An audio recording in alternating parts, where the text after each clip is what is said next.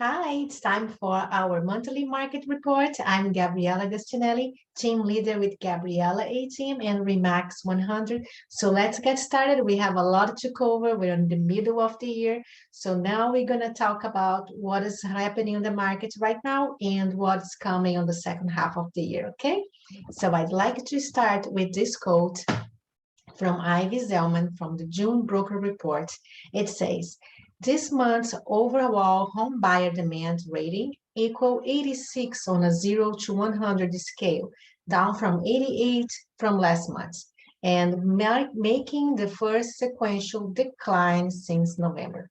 So this is important right now as we stand right here in the first part of July and we are seeing buyers' demand, according to this Brokers and Zellman report, start to wane just a little bit.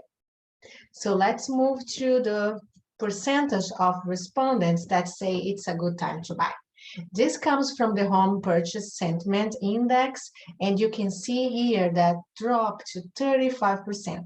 This is important because this time last year, you look to the left, this was over 60%. So let's go back what Ivy said. Brokers are saying, you know what? We are starting to see buyers' demand wane a little bit, and this is a survey of actually buyers where they say, you know what, I'm not sure if it's a right time to buy right now. What is this important? Perception is reality, and buyers' perception right now is making them to make a different decision. Their perception is not a good time to buy. Oh, okay, by the way, we see this here, showing time. Showing time is control of the showings for all the brokers. And the latest showing time data shows buyers start to trick down and buyers saying, you know what, not sure right now if it's a good time to buy a home. Now, I'm not saying these things that the sky is falling with buyers, quite the opposite right now.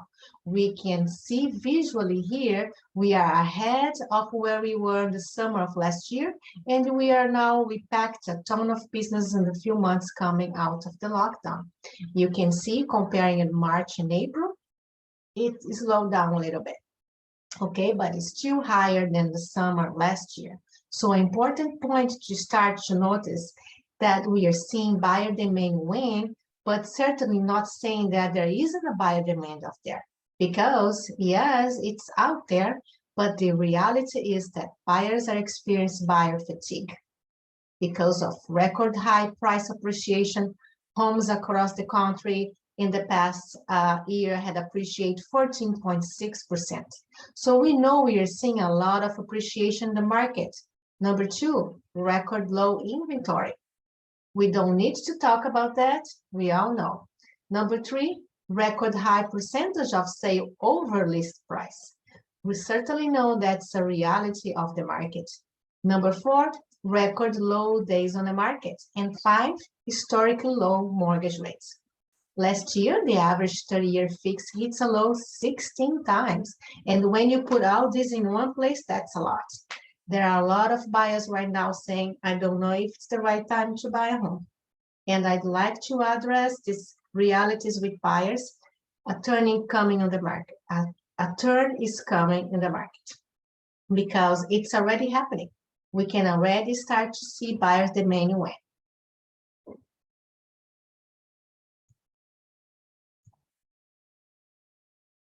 Now I'm going to talk just a minute about what is at stake. Why buyers need to stay on the hunt for a home, even though it can be frustrating. Don't let this turn fool you for the front end because the market is still hyper competitive. That is the reality we are still sitting right now. We are going to talk about forecast in just a minute, and we know that the forecasts are things are going to be more expensive. Interest rates are going up and prices are going up. You know, the graphic I always like to use when we start to describe markets is this one, the seller's market and buyer's market. And I don't think looking at that to be shifting to buyer's market anytime soon, but expect some of the frenzy to cool off in the coming months in the second half of this year. No doubt, the American home equity skyrockets. This is the latest data from CoreLogic. Let me change my slide here. The average gain in equity on a mortgage home over the past year is 33,400. Significant gains in equity across the country. The average amount of equity in a home with a mortgage is 216,000. Tremendous equity in homes across the country. 38.2% of the homes in this country are owned free and clear. Woo-hoo! And we now know that almost 20% is the equity growth over the past year. So much equity in the homes across the country. People are tapping in equity as they think about it. Okay, we want to sell. Do we want to go out and do something? The ears are starting to perk up and they are thinking about it. Is now the right time to sell? What are experts saying about the seller's market right now? Let's start with Odita Kushi from First American. It looks like existing inventory is started to inch up, which is good news for housing market purchase for the month more supply. Second, House says this. We are seeing another significant week-over-week gain in inventory. This is great news for buyers. And say Lawrence Young, supply is expecting to improve, which will give buyers more options and help tamp down record high asking price for existing homes. So we are starting to see experts talk about, we are seeing more inventory coming on the market, and we go into the second half of the year. We are going to continue to see more inventory to come. And oh, here, by the way, we see this right here is the latest NAR update. NAR is National Association of Realtors. You know, we started out beginning of this year inventory relative flat, but it started to gain inventory. I want to use a quote from realtor.com here that I think sums what we are at. The improvements we saw in new listings growth from May to June shows sellers are entering in the market historically later in the season, which could mean we will see home buying continue into fall as buyers jump on new opportunities. Expect folks to put their home on the market, and that will be something that we are going to continue to pay attention to. Sellers don't to be too unrealistic. We know a lot of sellers right now are trying to catch the markets. As more inventory comes into the markets, the opportunity to be too unrealistic is going to have to be worked with. Wait till you miss out the extremely attractive market. It's never been a better time to sell. Surveys are saying that buyers are starting to say, not sure if I want to buy, but sellers start to say, you know what? That's the best time to sell. And price appreciation will moderate rates and inventory rise later this year. No doubt that is on the horizon. Okay, so let's go see the next slide. Let's talk about the forecast for the second half of the year. I want to talk about some forecasts. We start off with forecasts and talking about what we see from experts, and then we'll talk about maybe the headwinds, some of the challenges we could see in the second half of this year, okay? First, we'll start with the rates. Mortgage rate projection, the quick answer here is mortgage rates are projected to go up. You know, as we look at this, by the middle of next year, this average of all these four forecasters, about 3.5%, a little over 3.5%. And it's going to be there. It is going to be a little bit higher, a little bit lower. Time will tell. The only question really is by now, how much rate is going up and by when. And that's what we are dealing with. The forecast for rates going up is going to cost more in the future to borrow money to buy a home. You were saying it's going to cost more in the future to borrow money to buy a home when the interests go up. What about prices? Let's look at the most up-to-date here forecast for prices going into the second half of this year. The average of these five forecasters, Zelman, NBA, NAR, Fannie, and Freddie, is 8.9%. So let's talk about an inventory just for a minute. There were several areas in the inventory that was forecasted to come into the market. Builders, those affected by the pandemic, those that put off selling of homes during the pandemic because of health concerns. So now we are ahead of we were pre-pandemic with builders. That's important to remember. You could just see visually here where there was being, let me put in the next slide. Here, but these concerns of land, labor, lumber, and what dominates the builder concern right now. Lumber, we're starting to see a little bit of relief in the price of lumber. Labor, they're having challenges getting people out to be able to build numbers of homes that they have. And let's talk about it. Where is all these people? We see lack of people working. We know why, but that's a conversation for another video. So the only area that we are seeing inventory just improving is those are they're putting their homes on the market, maybe that delayed. You know, most recent, according with Realtor.com, 8.8% growth in month-over-month housing inventory. And you can see, depending on the state that you are, what it is. But starting to see folks perk up selling like we talked about. This year, sales are forecast to increase nicely this year and next year compared with the last year. Now, 2020 is our business outside of the pandemic is probably a year that most of us would take back 6.5 million homes sold in the country last year. The forecast for this year is close to 7 million homes. You can see the ranging forecast. The biggest challenge for this year is we don't have homes to sell. So very good home sale for this year, and for next coming back, I put a quote that I like from JP Morgan, what they are telling their customer right now. Home buyers, interest rates are still historic low, though they are inching up. Sorry about that.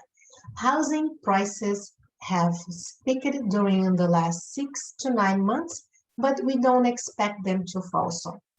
And we believe that they are more likely to keep rising. If you are looking to purchase a new home, conditions now may be better than 12 months hence.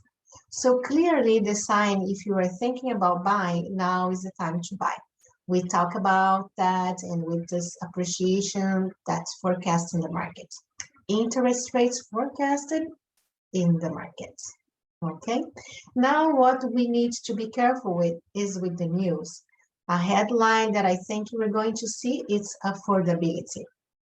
That will be talked about in the coming months, certainly in the second half of this year.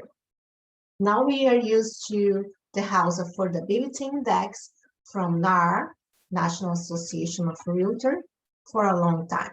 You know what stands out for the homes that with the affordability during the house crisis. Remember the way we read this? The higher the index, the higher the number, the more affordable homes were. Okay, and you can see here the years when the distressed properties dominate the market. Homes were very, very affordable. So somebody mentioned, and homes certainly are as affordable today as they have been in the past. Well, your first question should be, as compared to when? As compared to the last 2 years? Oh, no, yes, well, it is.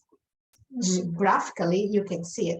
Homes aren't as affordable today as the last 2 years, but 3 years ago, no, they are actually more affordable now than 3 years ago. Well, what about the time prior to the housing crisis? They're actually more affordable today. You can see on the graphic, the time during the house crisis, not as affordable. So we want to be educated on this. We want to be able to have those conversations with people. So when they just come up on the media, you know what you're talking about. It's all about when you are comparing with, okay? before the perceptions take over and form your decision. Harvard just came out with their 2021 State of Nations Joint Study for Housing at Harvard University, and they say this outsized increase, they are talking about prices here, have raised concerns that a home price bubble is emerging. However, conditions today are quite different than on the early 2000s, particularly in the terms of credit availability. The current climb in house prices instead reflects strong demand amid tight supply, helped along by recorded low interest rates. So not a bubble, supply and demand imbalance. And that's what we face. And that's from Harvard University. But I do believe we'll see some of the headlines. I do believe they will struck fears of a bubble. You know, that's what we need to do. What they sell is they want you to watch more news. And I do believe the uneducated buyer or seller that is misinformed will make a different decision. Now, if somebody wants to make a decision, if it's not right for them, he wants to make a decision and wait, it's not time for just buy or sell, that's fine. But we never want somebody to make a decision based on a about being misinformed, right? So now I wrap it up with at the stake right now. What is at stake right now? Okay, because I think that's the question that we have to keep in perspective every day as we are in this market. As part of the home price expectation survey, the forecast for housing for the next few years is very good. They are forecasting this year almost 9% appreciation, a little over 5% next year, and then get into more historically normal appreciation for the years to follow. You know, historically appreciated in this country has been around 3.8%, looking back over time. So what do you see here? Somebody buy a home today, the appreciation they will stand to earn is significant. So let's give an example. Let's say that you are buying a home for $350,000. The equity growth over the next 5 years is just over $93,000. That's what is at stake. Not mention all the non-financial benefits, all the financial benefits of ownership that we know. The ability to earn and grow equity, almost 100,000 equity in the next 5 years is significant, right? As always, thank you so much for staying here with me. I'm sorry about my English, and I'm very grateful for you. Thank you, and goodbye.